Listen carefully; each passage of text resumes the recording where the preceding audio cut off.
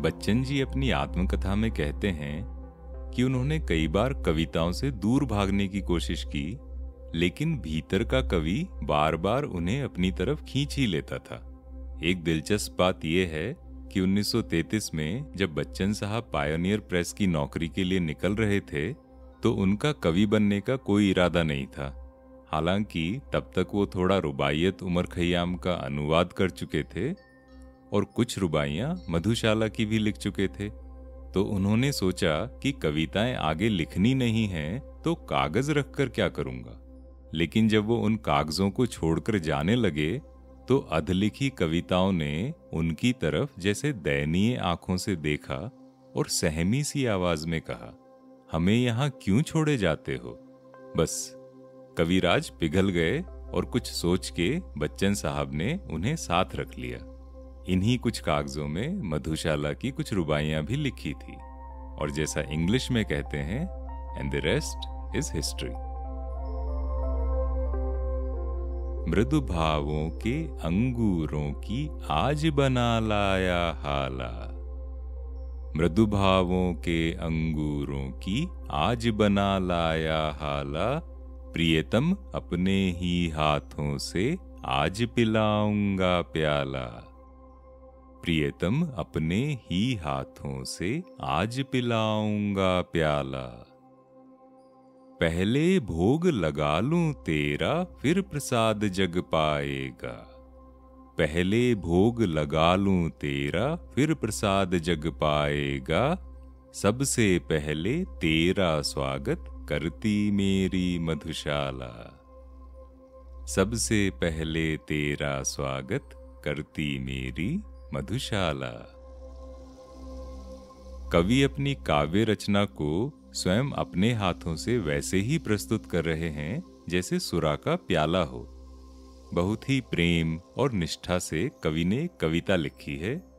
एक एक अनुभव, एक एक शब्द चुनकर, जैसे अंगूर के बाग से एक एक अंगूर चुन के उन्हें पका के सैकड़ों अंगूरों को निचोड़ के जो स्वादिष्ट हाला तैयार होती है, the process of making wine, picking each grape diligently from the vineyard called poet's life, उसी तरह से मधुशाला ने अपना मनमोहक रूप लिया है और कवि इसे बड़े प्रेम के साथ अपने पाठकों को समर्पित कर रहे हैं, जैसे साकी बाला पीने वालों को मदिरा पान करा रही हो। मधुशाला की शुरुआत में बच्चन जी कहते हैं कि जीवन की मधुता यानी मिठास, यानी वो अंगूरों का रस, वो तो मैं कब की छोड़ चुका हूं। अब ये जो हाला रूपी कविता बनी है, उस मधुशाला को भी आपके हवाले करता हूं। यहां बात है तपस्या और समर्पण की। अब यूं तो हाला और प्याला की प्रशंसा के लिए बच्चन साहब की खूब आलोचना होती थी, किंतु मधुशाला को अगर डूब के पढ़ें या सुने तो ये एक शराब और शराबी की दास्तां नहीं, बल्कि इसमें जीवनवाद और दर्शन यानी फिलॉसफी की झलक मिलती है, जो एक तरह की तपस्या से बनी है। और जितनी मुश्किलों के दिनों में मधुशाला लिखी गई थी, वो किसी तपस्या से कम थोड़ी ना है।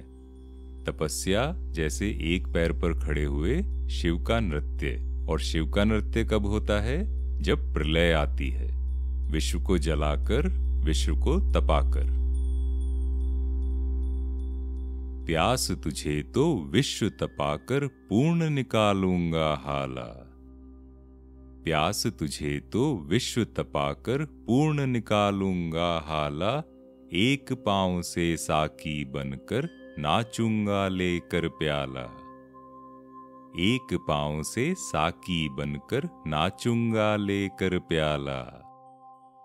जीवन की मधुता तो तेरे ऊपर कब का वार चुका, आज निछावर कर दूंगा मैं तुझ पर जग की मधुशाला।